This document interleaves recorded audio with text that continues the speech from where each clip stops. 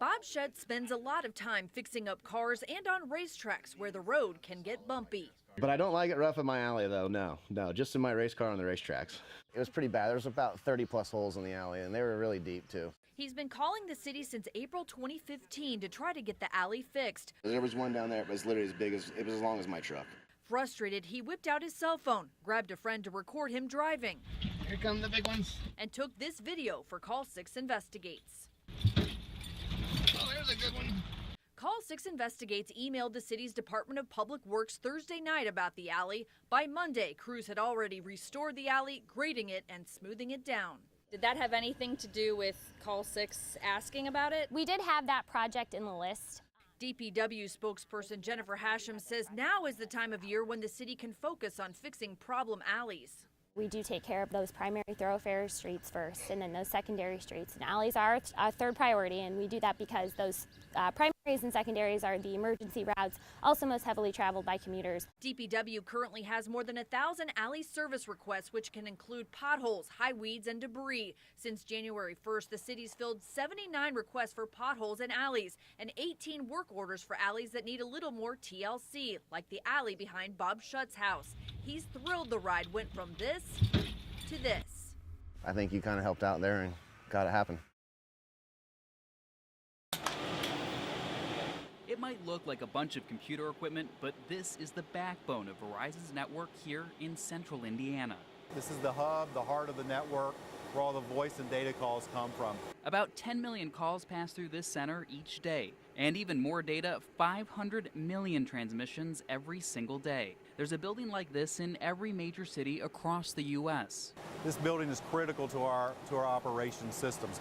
It's so critical that Verizon keeps the location of it a secret. To anyone driving by, it looks like just another plain building, and no, this isn't it. They won't even let us film the outside of it. This building is built to withstand a tornado. And an earthquake, and much more. The center has redundancy after redundancy. There's literally a copy of every single piece of equipment inside. If a piece of equipment fails or has a problem, the other one's right there as backup. If the power goes out, 2 giant generators keep it running. And for when those have problems. What you're looking at here are just rows and rows of battery backup for this switching facility. Huge batteries keep the building online. Don't ask me the number.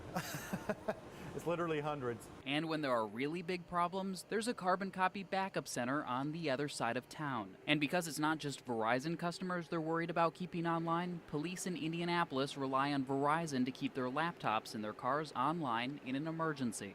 And see all the empty space? It's done for a reason. Verizon says they're constantly expanding as technology changes. I mean, we're adding equipment in here almost daily.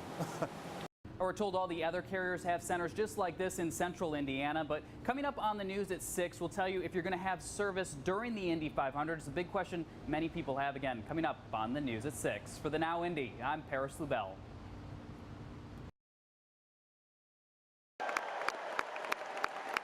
Indiana delegates are busy rallying around their ticket, looking for a replacement for the governor on the November ballot, and dreaming of hosting a Republican National Convention in Indianapolis. Is it time for your party to visit Indianapolis? It is time, and I'm ready. This is the invitation right now. I would love to host this in Indiana, and I think we could do a good job. Back in 2000, the city was in the running for the political party's premier presidential event. Former state party chair Mike McDaniel says the effort requires the chosen city to raise at least $60 million. I'd love to do it again, but you got to have a lot of people that really want it bad to go get it done. You want it bad? I do. Cleveland's done a great job. The people here have been phenomenal. The volunteers have been great. But we could do this better than any city in the country. Public safety is the biggest concern for Cleveland, which prepared for massive demonstrations that never occurred. The superintendent of state police says that Cleveland reaffirms what law enforcement does well in Indiana and allows for the refining of how to hold a similar event at home. We're ready in 2020. The answer is an absolute 100% yes, we could. I am the leader of the party. Will you be asking Mr. Priebus, hey, look at Indianapolis, baby? You can count on it. If you say so. You can count on it. I'll ask. I always ask.